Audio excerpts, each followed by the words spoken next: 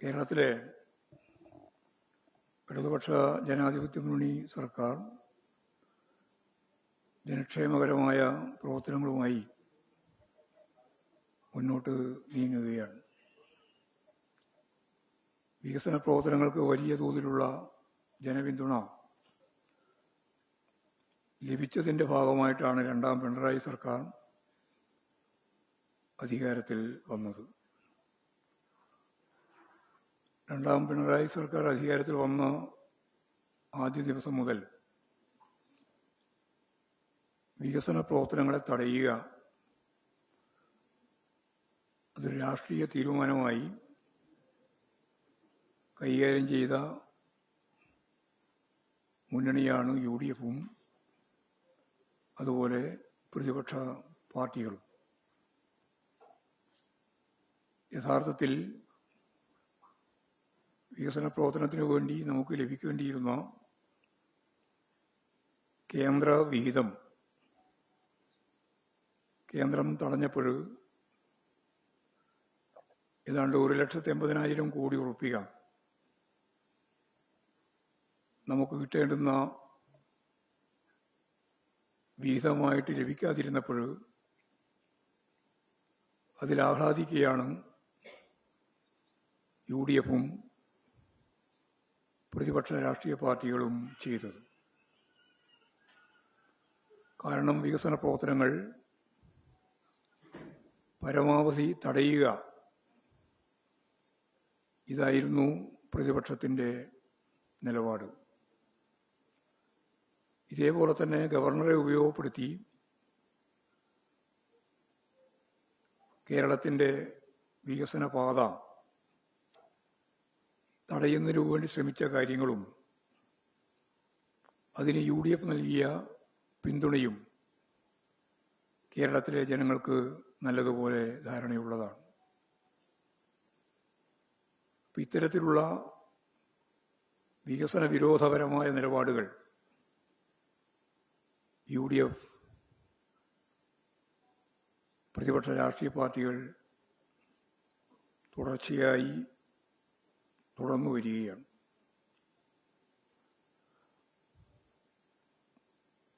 വയനാട് ദുരന്തമുണ്ടായപ്പോൾ ആ ദുരന്തം കേരളം അഭിമുഖീകരിച്ച ഏറ്റവും പ്രധാനപ്പെട്ട ഒന്നായിട്ട് പോലും ഒരു പൈസയും ദുരിതാശ്വാസത്തിന് വേണ്ടി തരില്ല എന്ന വിട്ടുവീഴ്ചയില്ലാത്ത നിലപാടാണ്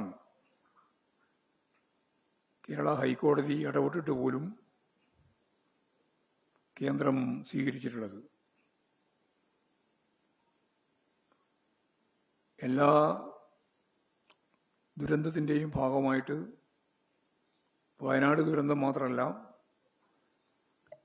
അതിനു മുമ്പുണ്ടായ ദുരന്തത്തിലുമെല്ലാം ഇതേ നിലപാടാണ് കേന്ദ്ര ഗവൺമെൻറ് സ്വീകരിച്ചത്.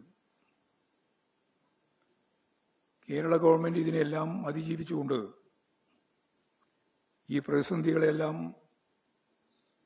അതിജീവിച്ചത് അധിക വിഭവ സമാഹരണത്തിലൂടെയാണ്. ഏതാണ്ട് 80,000 കോടിയോളം രൂപ അധിക വിഭവം സമാഹരിച്ചുകൊണ്ടാണ്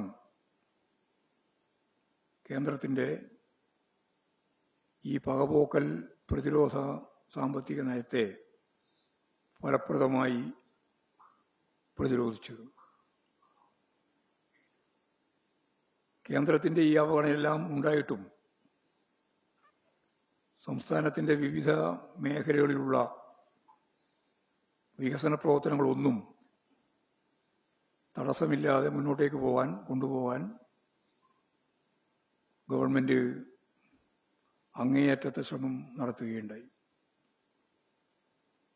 ഈ സാഹചര്യത്തിൽ കനകൂലു സിദ്ധാന്തത്തിൻ്റെ ഭാഗമായി സംസ്ഥാന സർക്കാർ മികച്ച രീതിയിൽ നേട്ടമുണ്ടാക്കിയിട്ടുള്ള മേഖലകളെല്ലാം കടന്നാക്രമിക്കുക എന്ന നിലപാടാണ് UDF പ്രത്യേകിച്ച് കോൺഗ്രസ് സ്വീകരിച്ചിട്ടുള്ളത്. വിവിധ രീതിയിലുള്ള അപവാദ പ്രചരണങ്ങൾ നടത്തുകയും അതൊരു പൊതുവായ കാഴ്ചപ്പാടായി ജനങ്ങളുടെ മുമ്പിൽ പൊതുബോധമാക്കി മാറ്റാൻ ശ്രമിക്കുകയും ചെയ്യുകയാണ് അവർ ചെയ്തത്. ഇതിൻ്റെ ഭാഗമായി ആരോഗ്യം, വിദ്യാഭ്യാസം തുടങ്ങിയ കേരളം വലിയ നേട്ടമുണ്ടാക്കിയിട്ടുള്ള മേഖലകളിൽ അവക്കെതിരായി വമ്പിച്ച പ്രചാരവേലകളാണ് UDFും ചില മാധ്യമങ്ങളും ഇപ്പോൾ അണിനിരന്നിട്ടുള്ളത്. അഖിലേന്ത്യാടിസ്ഥാനത്തിലും ഐക്യരാഷ്ട്ര സംഘടന പോലും നമുക്ക് ഈ മേഖലയിലുള്ള പ്രവർത്തനത്തിന് 21 അവാർഡുകളാണ് നേടാൻ സാധിച്ചിട്ടുള്ളത്. ഏറ്റവും കൂടുതൽ സൗജന്യ ചികിത്സ നൽകിയ പുരസ്കാരം നേടിയിട്ടുള്ളത് തുടർച്ചയായി കേരളത്തിനാണ് എന്ന് നമ്മൾ ഓർക്കണം.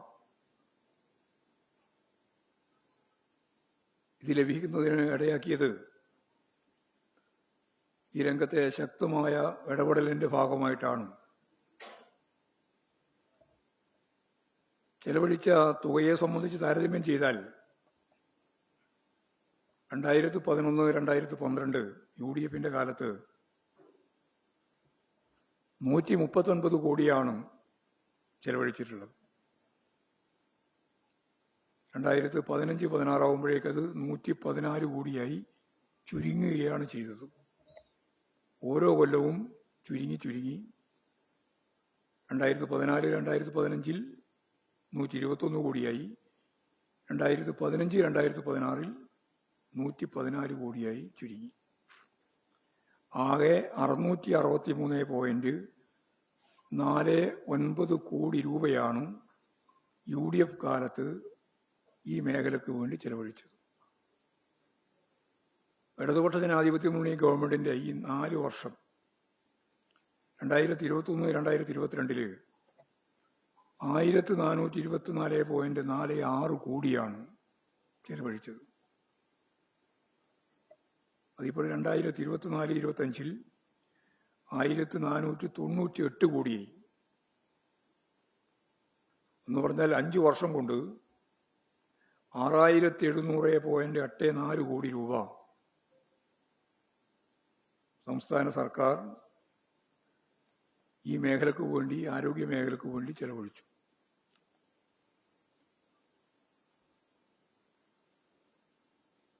അതുപോലെ തന്നെ NHMന്റെ ഭാഗമായിട്ട് പരിശോധിച്ചാലും 2022-2023 സാമ്പത്തിക വർഷം 538 കോടി രൂപയാണ്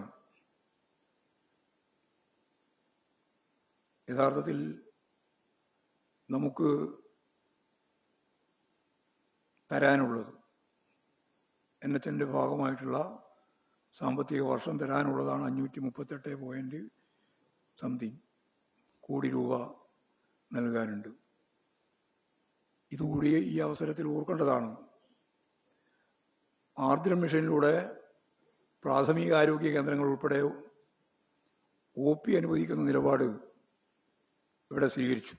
ഇതിനു മുമ്പ് അതുണ്ടായിരുന്നില്ല. ഇതിനായിട്ട് പുതുതായി 2430 തസ്തികകൾ സൃഷ്ടിച്ചു. ഇതാണ് ഏറ്റവും പ്രധാനപ്പെട്ട ആർദ്രം പദ്ധതിയുടെ ഭാഗമായിട്ടുള്ള കാര്യം. നമുക്കറിയാം, സ്വകാര്യ മേഖലയിലെ എല്ലാ ചികിത്സകളും പൊതു ആരോഗ്യ രംഗത്ത് കൊണ്ടുവരാൻ നമുക്ക് നടപടി സ്വീകരിക്കാനായി. സ്വകാര്യ മേഖലയിൽ 40 ലക്ഷം രൂപ വരെ ചെലവ് വരുന്ന കരൾമാറ്റ ശസ്ത്രക്രിയ തിരുവനന്തപുരം മെഡിക്കൽ കോളേജിൽ നടത്തുന്നതിന് നമുക്ക് കഴിഞ്ഞു. എറണാകുളം ജനറൽ ആശുപത്രിയിൽ വൃക്കമാറ്റൽ ശസ്ത്രക്രിയ വരെ നടത്തുന്ന സാഹചര്യം രൂപപ്പെട്ടു. 30 ലക്ഷം പേർ സൗജന്യ ചികിത്സയാണ് നമ്മളിപ്പോൾ ഈ മേഖലയിൽ നടത്തുന്നത്. മെഡിക്കൽ കോളേജുകളിൽ മാത്രം 4000-ഓളം വരുന്ന സർജറികൾ കേരളത്തിൽ നടക്കുന്നുണ്ട്.